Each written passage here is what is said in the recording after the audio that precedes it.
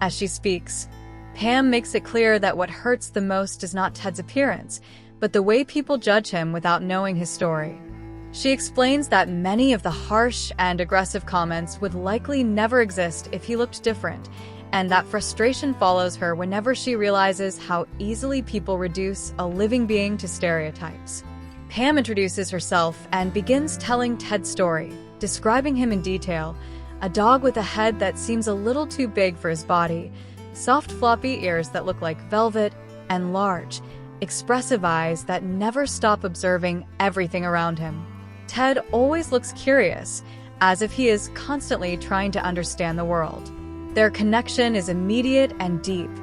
They don't need words to communicate. Pam says she can read Ted just by looking at him, and she believes he can anticipate her actions the same way. Their bond is quiet, intuitive, and strong, built on trust and daily companionship rather than constant interaction. Pam then goes back to where this journey really started, years before Ted ever came into her life. She talks about Lullaby, another dog she adopted 9 years earlier, who had been returned to a rescue after being shut down and emotionally distant. Watching Lullaby slowly open up changed Pam completely. Together, they explored parks, beaches, and the ocean, and through that experience, Pam's heart opened to rescue animals in a way she never expected. That led her to start volunteering, and eventually to the moment Ted and his sister appeared as fosters. She picked them up in a mall parking lot from another volunteer, and the image of Ted stayed with her instantly. A tiny, strange-looking puppy, almost like a little alien, staring up at her. She felt overwhelmed by how fragile, adorable, and defenseless he was. What began as a temporary foster situation quickly became permanent.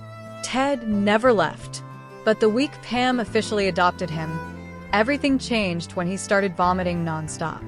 Tests revealed a bowel obstruction, and after days of emergency care, surgery became the only option.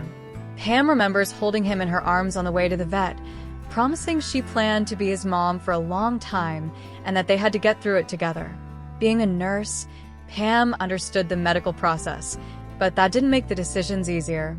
The costs escalated quickly, from hundreds to thousands of dollars, and she never hesitated.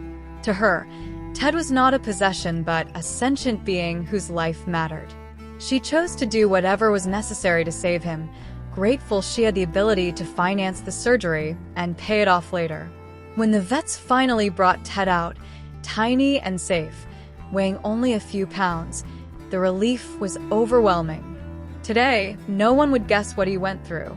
Ted is now nearly 50 pounds of muscle, athletic and energetic, yet still sensitive at heart. He learns quickly, wants to help with everything, and insists on being involved in every moment, whether it's making the bed or folding blankets. He's afraid of the most unexpected things, like a toilet left outside during a remodel, but he's also deeply empathetic. Pam recalls the only time she cried in front of him, when he gently wiped away her tears until she laughed. Through training, structure, and love, Pam feels a responsibility to show the world who Ted really is, a joyful, affectionate dog whose happiness and health depend entirely on her, and whose presence has become impossible to imagine life without.